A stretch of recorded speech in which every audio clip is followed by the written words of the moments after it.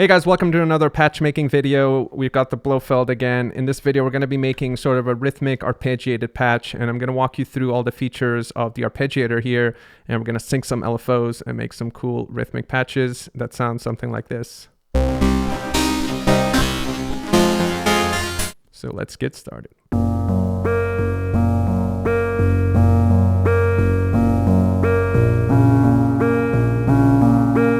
All right, so I've initialized the basic patch. All we have is a basic sawtooth wave and nothing else.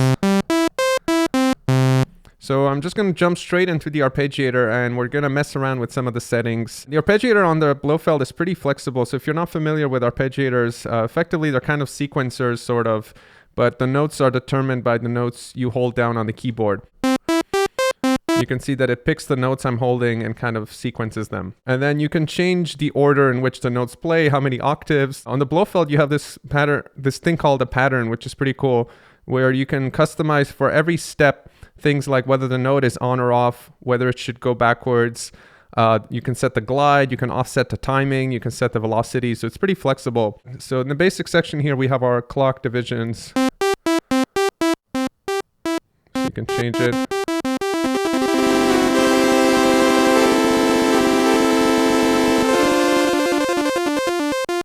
And then you can set how many octaves, up to 10 octaves, which is pretty crazy. So if I start down here,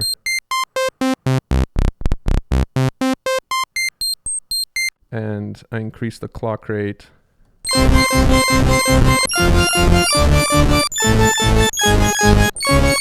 which is pretty insane. It's basically jumping 10 octaves up and down really, really fast. So you're getting these crazy effects.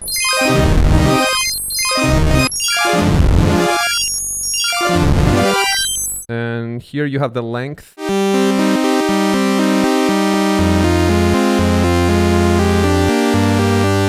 And then you can sort the order of the notes. So you can have it so that the order in which you play. So if I play like pop, pop, pop. And then you have a different velocity settings. You can have each note in the thing have an independent velocity. And then another one softly. You can hear that it remembers the velocity at which you played it. So let's go and enable patterns here. And we can set it to user, and that's what allows you to customize your own. Here are the different parameters you can set. You can set the step type. You can set the accent for each step. You can turn on glide, and you can offset the timing for each one. Set the gate length, and that's about it. Let me change the pattern length to 4. So now I can go and turn off one of the steps, for example. And what cool thing is you can set it to chord. What happens there is that once it gets to that step, it plays the full chord of what you're holding down here.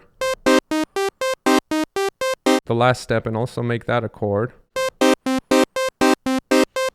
All right, so I'm gonna leave the kind of arpeggiator pattern like that for now. We can go back and tweak it later.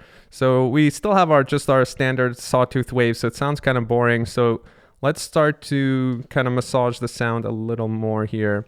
So I'm going to jump into a wavetable. Let's maybe have an LFO sweep through that. And then once you set clocked to on for the LFO, the speed changes from just the standard value to number of bars. So we can set it to 2 bars. I'm going to change the shape to... Let's try sample and hold. I'll leave that for now. Let's go into our filter and maybe LFO2 modulate the cutoff frequency here. I'm going to also set that to be clocked and synced. Well, let's experiment with different waves. And then we can go massage our envelopes here. And then we can jump over to the effects section here and turn on a synced delay. Bring that up. And then we can change the clock speed.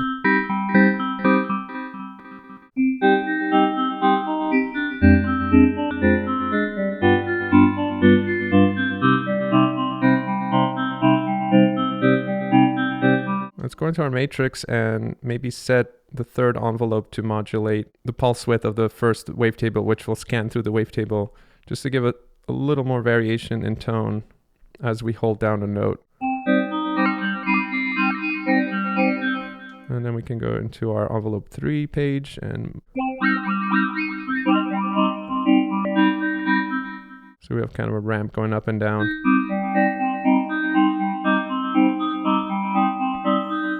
And then we can go on. We're only using one oscillator so far, so I can go to the second oscillator and let's bring up a different wavetable here since we have that ability.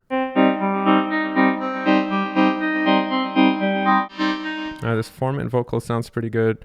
Let's scan through the pulse width or through the wavetable. LFO 3 be the mod source for this one since we're not using that LFO yet. And then that sounds a little too crazy, so let's go to the LFO 3 page and let's modify that LFO. And the other thing I can do is route the second oscillator into the second filter all the way. And then we can go to our second filter and change its type to maybe high pass or something a little bit, or let's try band pass, why not? And then we can pan the second filter to the right. Let's modulate the cutoff frequency of this filter with the third envelope.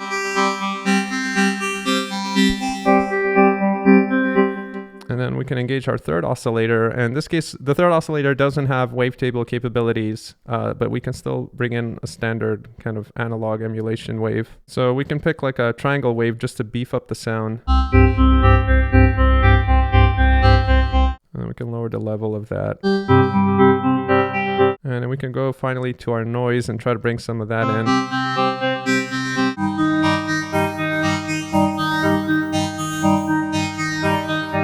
Let's have the fourth envelope slowly modulate the second wavetable position, so the pulse width in this case. Increase the attack to really slow.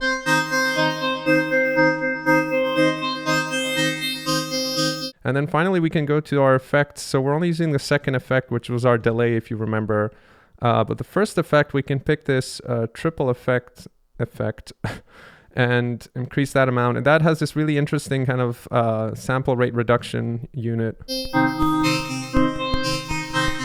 as well as other bits. So there's overdrive, which we can lower down, and then the sample and hold.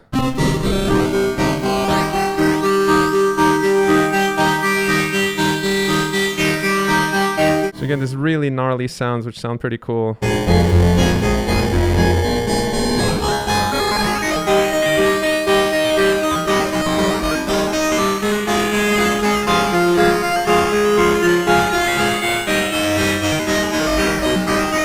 You can hear how cool it sounds when you modulate it.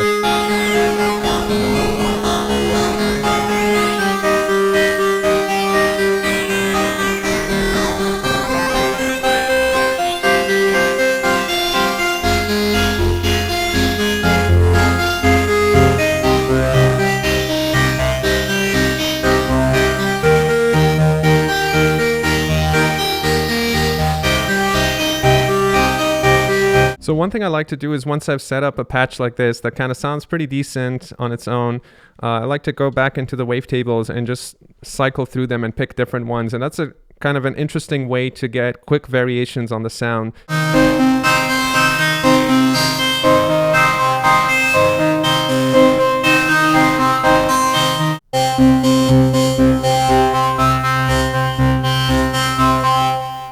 And the other thing you can do to add more variation is, one thing is to change the envelope.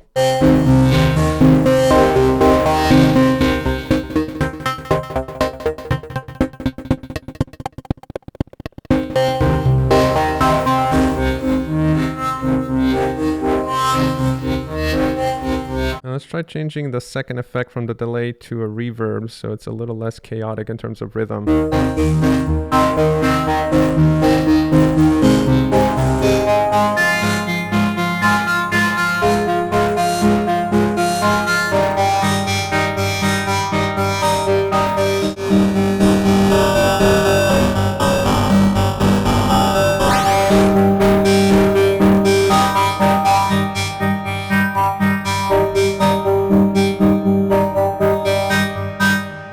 And then we can go back to our arpeggiator pattern and manipulate that. We started with a basic 4-step pattern, if you remember, like note, chord, note, chord. And so we can go back there now to change the gate length.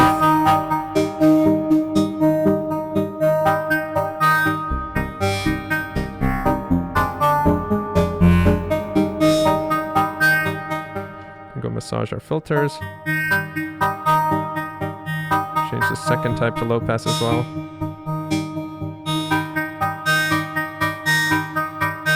Let's make it an 8-step pattern now. And again, we can change the type of step so we can add more chords towards the end here. And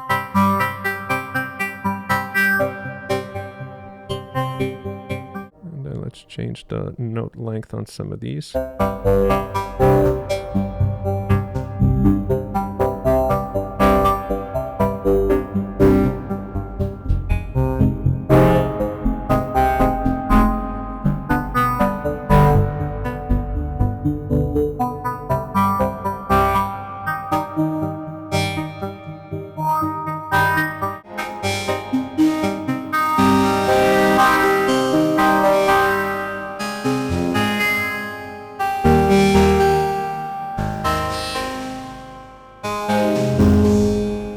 Let's go to our reverb and change some of its parameters here. Go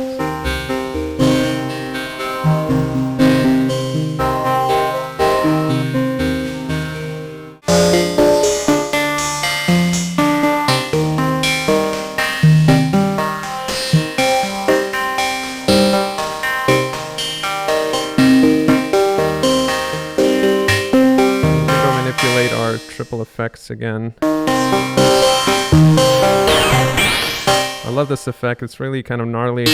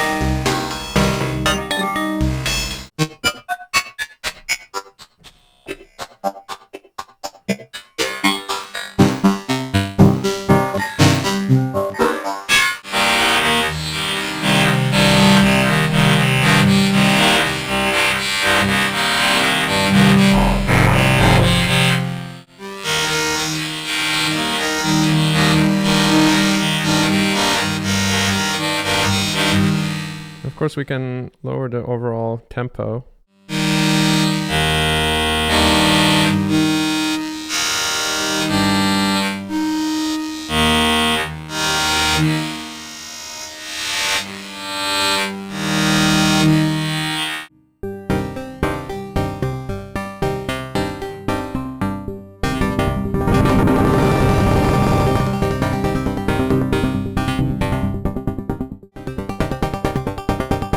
Switch the reverb back to the clock delay.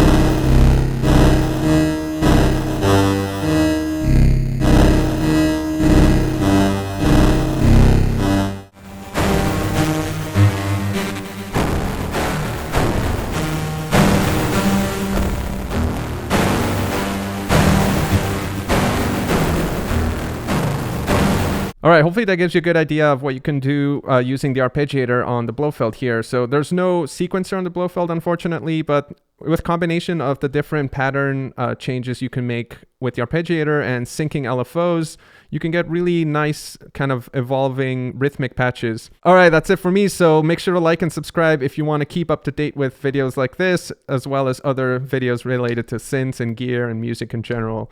And I'll see you guys in the next one.